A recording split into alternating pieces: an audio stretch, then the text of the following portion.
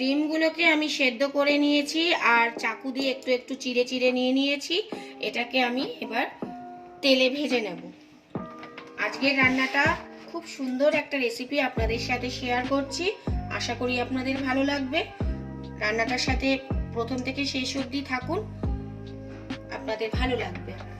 যারা নতুন আছেন তারা অবশ্যই আমার চ্যানেলকে সাবস্ক্রাইব করে দেবেন এবং লাইক আর কমেন্ট করতে তো একদমই ভুলবেন না। অল্প করে তেল দিয়ে দিয়েছি, তেলটাকে গরম করব। তেলের মধ্যে একটুখানি আমি কাশ্মীরি লঙ্কার গুঁড়ো, একদম সামান্য লঙ্কার গুঁড়ো দিলাম। এইবারে একটু এর মধ্যে একটু হলুদ দেব, দিয়ে আমি ডিমগুলোকে দিয়ে দেবো।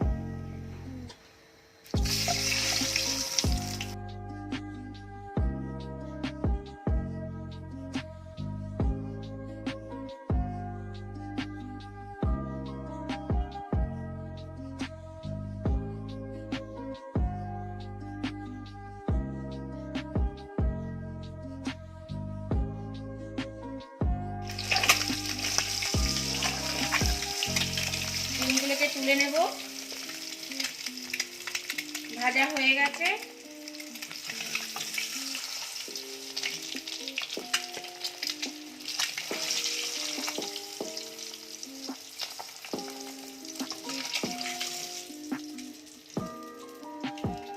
তেলের মধ্যেতেই আমি কতগুলো আলু ভেজে নেব।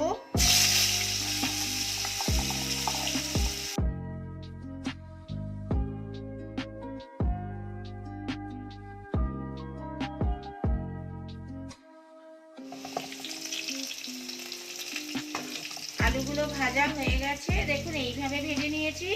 এবারে আলুগুলো তুলে রাখছি।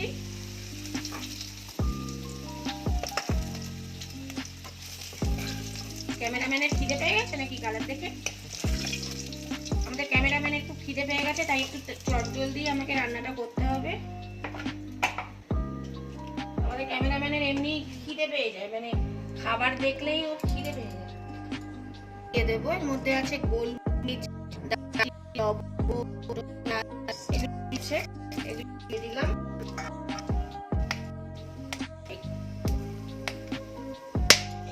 আর রসুন সব এই তেলের মধ্যেই করবো, কারণ প্রথমেই তেল কিন্তু আমি একটু বেশিই দিয়েছি। আর এমনিও বেশি তেল খাওয়াটা তো ঠিক না।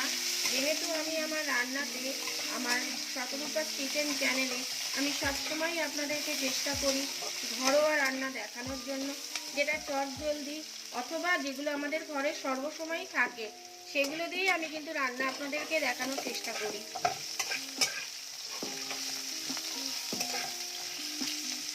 আদা রসুনটাকে এরকম ভাবে ভাজবো। এর মধ্যে দিয়ে দেব কিছুটা পেঁয়াজ। এইটুকু পেঁয়াজ এখানে দেব, আর এইটুকু পেঁয়াজ তেলে পরে ফোড়ন দেব।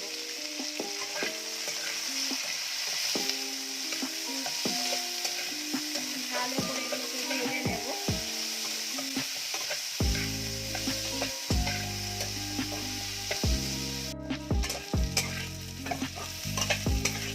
আর একটু ভাজবো এটাকে, গ্যাসটাকে ফুল করে দিই।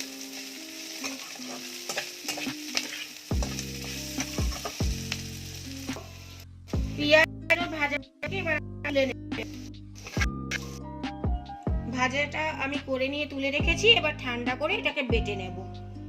তেল নিয়ে নিয়েছি, এবার এর মধ্যে দিয়ে দিলাম গোটা জিরে,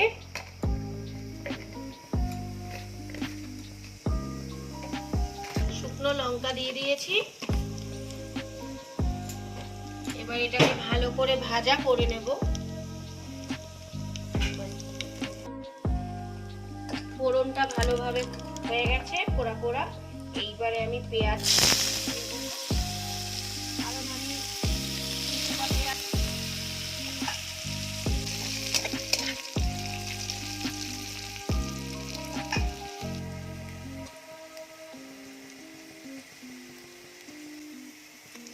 আদা রসুন পেঁয়াজ গরম মশলা যেটা ভেজে আমি বেটে নিয়েছিলাম সেটা দিয়ে দিলাম।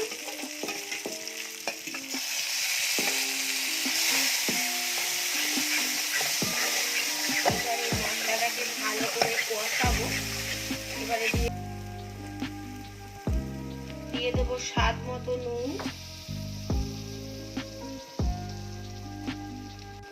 অল্প একটু জিরের গুঁড়ো, অল্প করে মিষ্টি ব্যালেন্সের জন্য, দিয়ে দেবো কাশ্মীরি লঙ্কার গুঁড়ো, দিয়ে দেবো হলুদ গুঁড়ো, দিয়ে দেবো ঝাল লঙ্কার গুঁড়ো।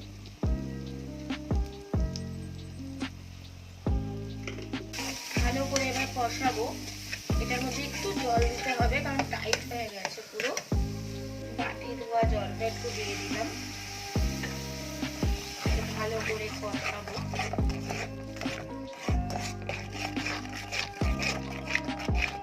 মশলাটাকে ভালো করে কষাবো। খুব সুন্দর কিন্তু এখনই একটা স্মেল চলে এসেছে।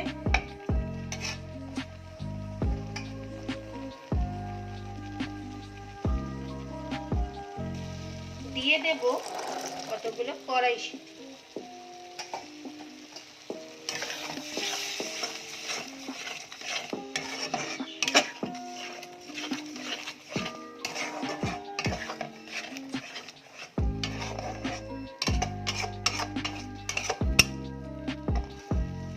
সুন্দর কিন্তু মশলাটা থেকে স্মেল এসেছে। এইভাবে আরেকটু কষাবো।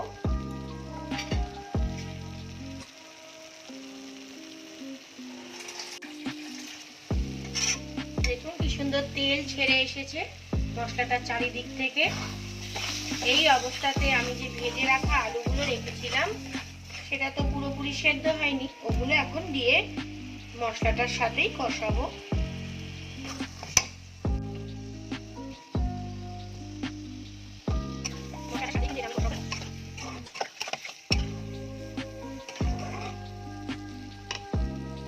আঁচটাকে কিন্তু সিম আঁচে করে দিয়েছি। এবারে অল্প করে এটা কষাতে থাকবো, ততক্ষণ একটু ঢাকা দিয়ে দেবো রান্নাটা। এখন কষানো হয়ে গেছে, এবার দেখে নেব। সুন্দর হয়ে গেছে। আলুগুলো তো এখনো সেদ্ধ হয়নি, তাও হয়ে গেছে। এইবারে আমি অল্প করে জল দিয়ে দেবো। জলটা দিয়ে দিচ্ছি, ব্যাস আর দেবো না।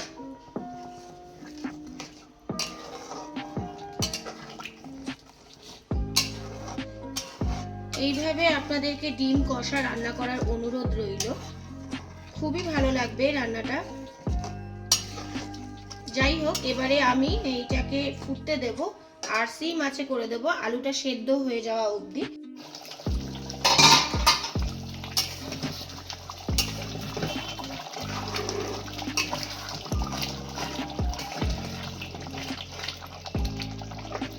একদম সেদ্ধ হয়ে গেছে আলু। এবারে ডিমগুলো দিয়ে দেবো। ডিমগুলো সব দিয়ে দেবো।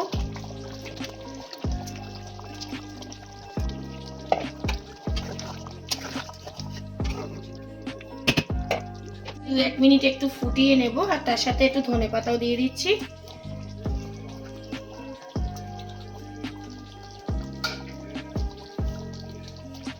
এরকম রান্না হলে ভাতের সাথে একদম জমে যাবে বন্ধুরা।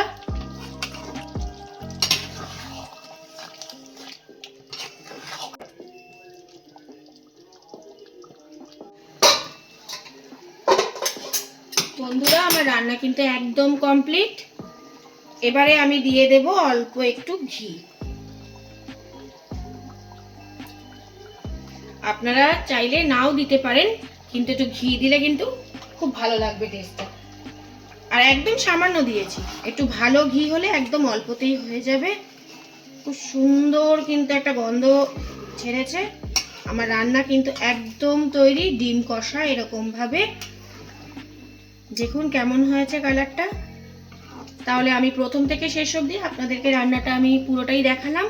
আশা করি আপনাদের ভালো লাগবে। আর এরকম রান্না করার জন্য আপনাদেরকে অনুরোধ রইল। আর তার সাথে বলে রাখি, যারা নতুন দেখছেন বা যারা দেখছেন তারা প্লিজ এই চ্যানেলটাকে সাবস্ক্রাইব করে দেবেন। আর ভালো লাগলে অবশ্যই একটা কমেন্ট করে জানাবেন, লাইক দেবেন, শেয়ার করবেন। তো দেখা হচ্ছে আবার অন্য কোনো ভিডিওতে। সবাই ভালো থাকবেন, সুস্থ থাকবেন, টাটা।